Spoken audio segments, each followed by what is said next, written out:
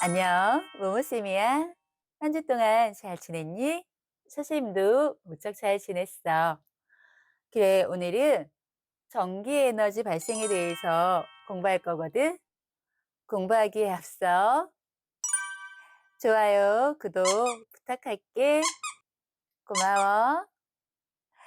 그럼 전기 에너지는 어떻게 발생이 되는지 우리가 아마 예전에 배웠는데 전자기 유도라는 거 기억하나? 그래, 전자기 유도에 의해서 전류가 유도 전류를 발생시킬 수 있거든. 전자기 유도는 즉 코일이란 우리가 전류가 흐를 수 있도록 하는 금속 물질로 된 얇은 금속 물질로 여러 번 꼬아서 만든 그런 형태를 코일이라고 하거든. 그래, 코일 주변에 즉 자석, 이건 코일이고 이건 자석인가요? 예, 자석을 왔다 갔다 하면서 움직임으로 해서 이 코일에 전류가 흐를 수 있도록 만들어 놓은 거야. 다시 한번 적으면서 정리해 볼까? 전자기 유도에 의해서 유도 전류가 발생을 하는데 전자기 유도는 코일을 이용해서 즉 자석을 코일 주변으로 움직임으로 해서 즉 전류가 만들어지게끔 하는 것이 전자기 유도야. 그러니까 이제 유도 전류에 대해서 알아보는데 이 전류가 흐르는 방향이 있다고 했잖아. 플러스에서 마이너스로 전류의 방향을 우리가 그렇게 정의해 놨는데 그럼 자석의 움직임으로 해서 어떻게 전류가 흘러가는지 항상 같은 방향인지 다른 방향인지 알아야 되는데 일단 그림을 보면서 우리가 알아보자. 자석을 두 개 똑같이 해놓고 똑같이 이렇게 코일을 두고 여기다가 이 자석을 가까이 할 때와 여기다가 자석을 멀리 할 때, 즉 자석을 가까이 할 때하고 자석을 멀리 할 때 여기 이 코일에 유도되는 전류의 방향이 달라지는데 요것은 좀 알아둬야 돼. 즉 가까이 하면은 더 이상 어느 정도까지만 그 거리를 이 코일은 좋아해. 그래서 오지 말게끔 같은 이쪽이 N극으로 빨간색으로 쓸게. 즉 자석과 가까운 쪽이 N극으로 유도가 돼. 자기장이. 그럼 여기는 S가 되겠지. 이렇게 N극하고 S가 나오면 이제 오른손으로 이렇게 나머지 이 네 손가락은 코일이야. 그리고 엄지손가락이 N극을 가리키도록 이렇게 해서 지금 이 나머지 손가락이 전류의 이 나머지 손가락이 전류의 방향을 가리킨다라고 보면 돼. 그럼 지금 어느 방향? 반시계네. 그래, 반시계 방향으로 이렇게 돌아가는 것을 볼 수 있어. 반시계 방향으로. 여기도 이렇게 하나, 반시계 방향 이렇게 그릴까? 그래, 이렇게 전류가 돌아서, 이렇게 돌고 돌아서 이렇게 흐르겠지? 이렇게 전류의 방향이 생긴다는 것을 알 수 있고 반대로 또 똑같은 자석인데 이번에는 멀리하면 이렇게 자석을 멀리하면 또 코일을 너무 가지 못하게 또 이쪽은 반대로 아까 여기는 N으로 유도가 된다고 했잖아. 그런데 이번에는 S로 유도가 되고 반대로 끝쪽이 N쪽으로 유도가 되면서 그럼 이렇게 잡아야겠네. 이렇게 잡아야겠으니까 이번에는 시계 방향으로 즉 시계 방향 이렇게 즉 전류의 방향도 반대가 되는 것을 알 수 있어.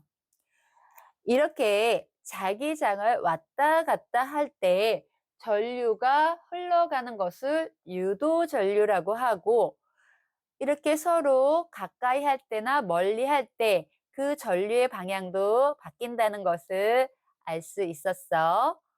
그럼 전류가 좀 더 세게 흐르게 하려면은 어떻게 해야 될까? 큰 자석을 갖고 오면 되지요. 큰 자석을 갖고 오거나 또는 움직임을 빠르게 빠르게 휙, 휙, 휙, 휙 해주면 되겠지. 그래. 또 하나, 이, 또 하나는 이 코일을 더 촘촘히 감으면 될 거야. 그런데, 유, 그런데 코일을 촘촘히 감았는데 이 자석을 움직이지 않으면은 전류가 흐를까? 흐르지 않겠죠? 그래, 이렇게 유도 전류에 대해서 알아봤는데 우리 주변에 의외로 이렇게 유도 전류를 이용해서 사용하는 곳이 무척 많아. 즉, 움직임이 있을 때 전류를 흐르게끔 해서 어떤 작동을 해주는 기기가 거의 그 안에 유도 전류, 즉, 코일이 막 들어가 있는 거거든. 즉, 움직였을 때, 그때 전류가 딱 흐르게 되는 거야. 그런 게 뭐가 있냐면, 우리 하이패스도 차가 지나갈 때 그 움직임으로 해서 전류가 흘러서 어떤 칩에 내장되어 있는 그 정보를 가져가는 거고 돈 내야지. 그리고 우리 버스 탈 때도 똑같은 원리겠지. 교통카드도 그런 원리로 작동이 되는 거란다. 그리고 대표적인 것으로 발전기가 있어. 발전기는 크게 자석을 크게 비치해 놓고 움직이는 거야. 계속 뭐 이렇게 사람이 움직이듯 어떤 움직임을 시키면 그 안에 코일이 마구마구 돌아가면서 그렇게 해서 즉 전류를 발생시켜서 우리가 여러 곳에 쓸 수 있게끔 이렇게 전기를 발생시키는 것이 발전기야. 그럼 그럼 발전기, 이렇게 하이패스, 교통카드, 뭐 이렇게 알아봤는데 더 있겠지. 즉, 인덕션에도 이런 유도 전류가 흐르게끔 되어 있는 거고, 대신 반대로 전류를 흐름으로 해서 움직임을 갖게끔 하는 원리는 아예 반대니까 우리 전동기 같은 것은 아예 다른 쪽이라는 거, 그것도 기억하고 넘어가자.